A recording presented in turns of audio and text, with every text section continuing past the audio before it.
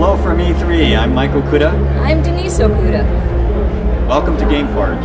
Welcome to Star Trek Infinite Space.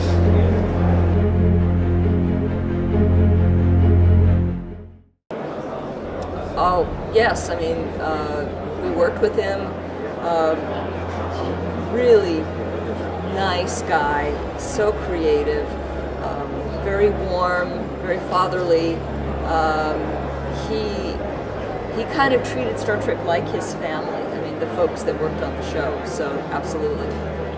And even though I was just starting out in the business at the time, Roddenberry went out of his way to make me feel welcome.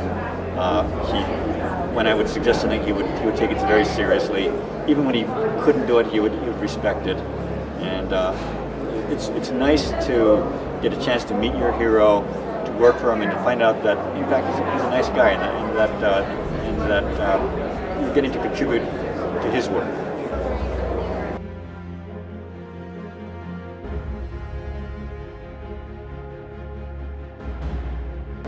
At the very beginning of Star Trek Infinite Space, our friends from Gameforge actually flew us over to Germany, and we met with the people from Keen as well as the people in Karlsruhe, and we just had these marathon meetings.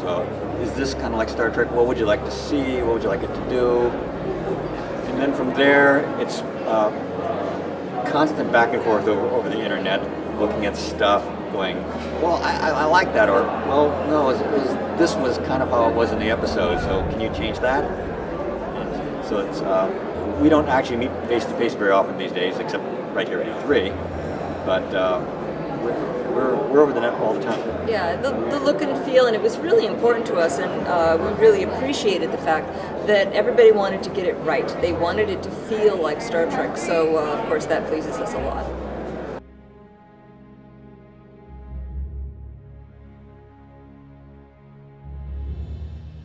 Denise and I were members of the Star Trek art departments. That is, we worked for the production designers, helping to design the stuff and helping with the sets.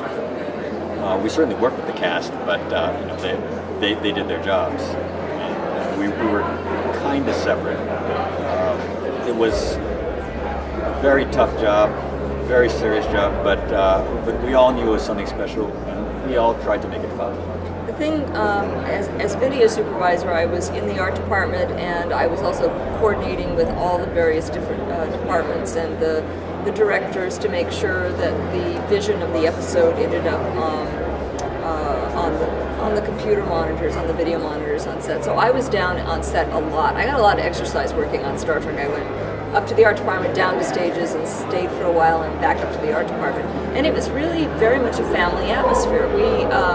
We were working. I mean, we had a job to do, and there was deadline and long hours.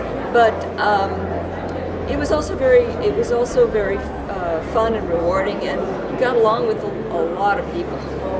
I remember very early on, one of the first days of shooting, Marina Sirtis, who played Counselor Troy, came up to me, and she was really intimidated by the fact that there's all these complicated control panels, and of course, being very serious about her craft of acting, she wanted to make sure she got it right, and so she was just a little bit nervous about that. And she said, "How do I know what button to push?"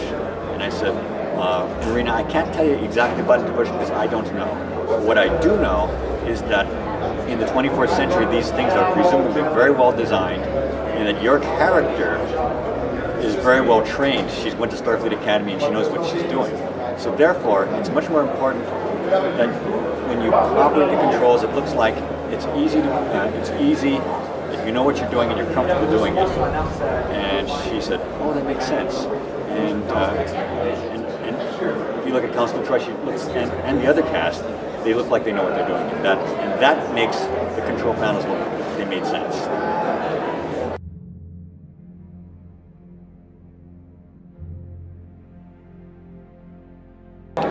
The switch from physical miniatures to digitally rendered models actually was a gradual change over a period of years. It wasn't necessarily that one is better or the other. It's which is the most effective for the shots you want, which is the most cost effective. And so each production will look at it and say, okay, this is more effective here, so they'll do that. Which is better? It entirely depends not on the technology, but on the artists driving it. You can have a great model effect. You can have a poor model effect. You can have a great digital effect. You can have a poor digital effect. It's just the artists doing the work.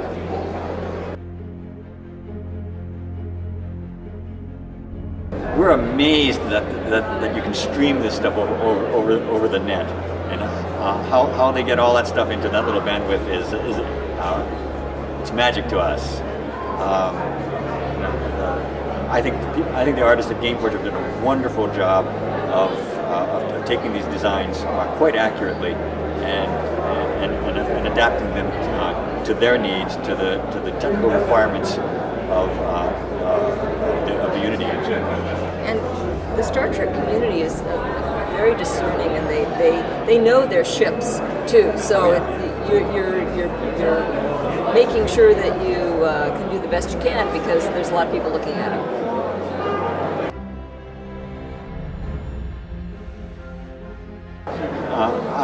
I don't, and here's why. If I'm flying the Runabout, I want to see that ship. It's a cool ship. If I'm flying the Galaxy class ship, it's a cool ship. I want to see the ship. If you need to adjust the scale, I think most people would rather see the ship. I want to see the ship.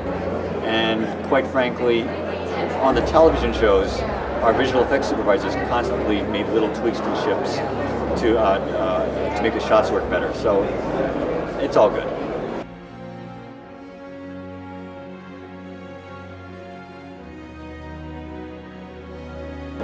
We weren't sad that the shuttle program came to an end, because the shuttle was more dangerous than we'd like, it was more expensive to operate than we'd like, and it can't go beyond low Earth orbit. That said, with the shuttle program coming to an end, we need new spaceships. Be they commercial, be they American, be they Russian, we need new spaceships. We need to go to the space station. We need to go to the moon. We need to go boldly where no one has gone before.